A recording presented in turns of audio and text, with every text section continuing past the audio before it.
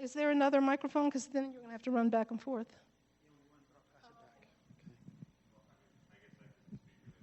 Okay, that's good. I can hear you. He has one. He has a mic.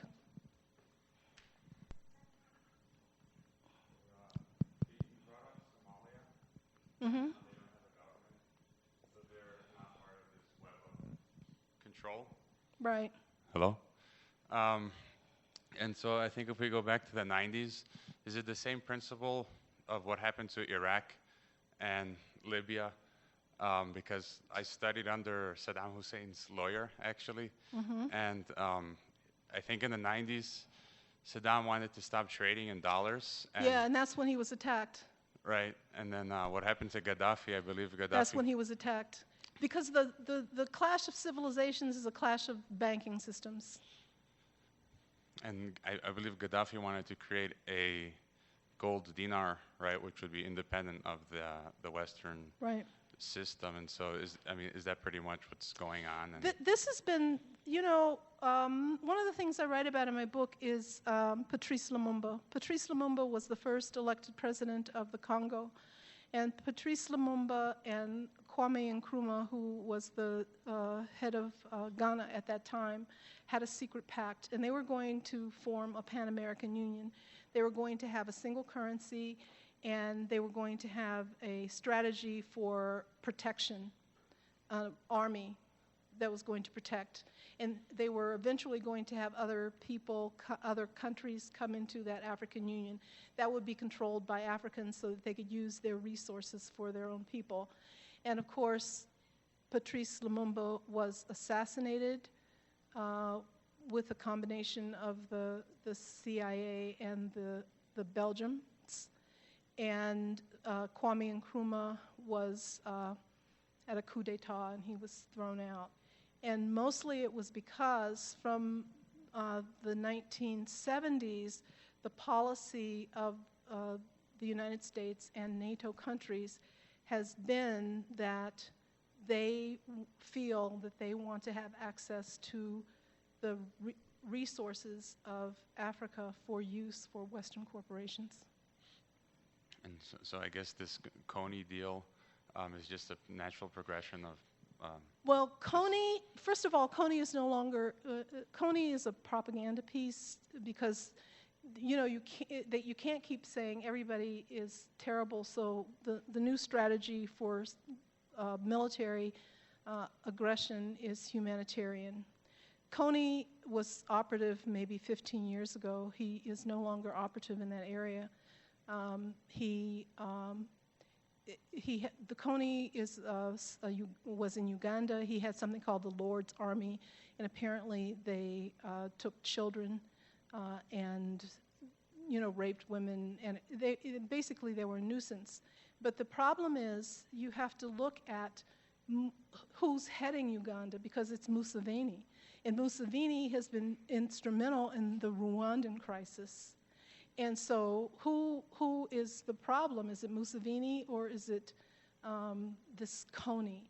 But within a few days of that movie coming out, the Coney 2 2012, the young people had already debunked that as a propaganda piece, and the guy who produced it was found on the streets of San Diego naked.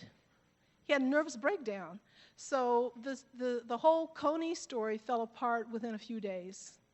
And that's the beauty of the internet, and that's the beauty of your generation, because you guys talk to each other all over the planet.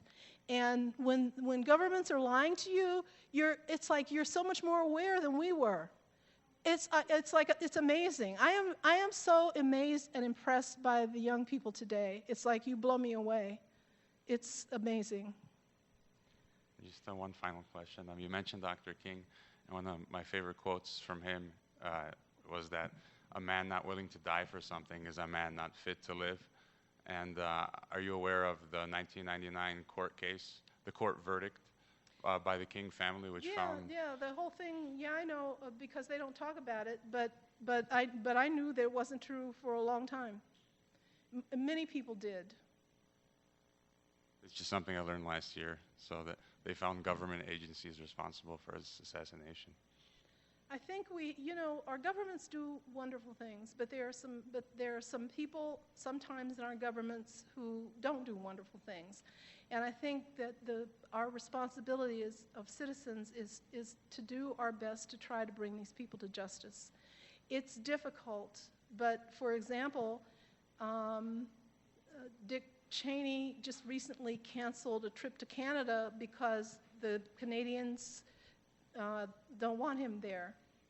Henry Kissinger, there are many places on the planet where he can no longer go. He canceled a trip to France a few years ago because the French don't want him there. And there is an international criminal court, and it functions not well. The people who usually are brought before the court are low-level dictators, generally in developing countries. But that court is there, and it's going to function.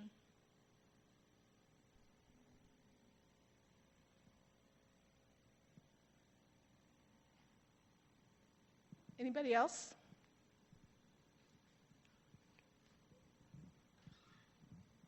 Well, thank you all for coming. I really appreciate it. I hope this was just a beginning. Now you know more about the financial system than 99% of people on the planet. Most people don't know what the fractional reserve system is. They don't know how they create money out of thin air. They don't understand why the world is drowning in debt. The world does not have to be drowning in debt. This is a system that was created by men. It's a system that can be uncreated by men.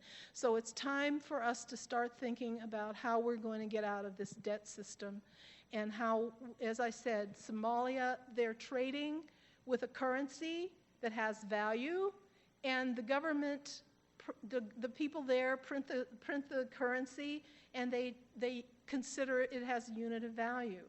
So you can have money that doesn't have to come into existence as debt, that can have a unit of value.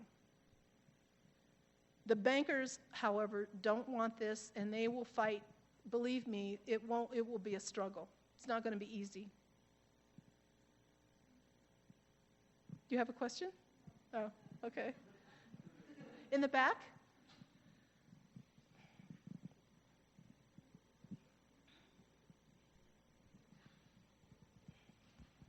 Do you think it's like a possibility to have like a third world war with this economical crisis if we don't do anything to stop this debt and everything, or?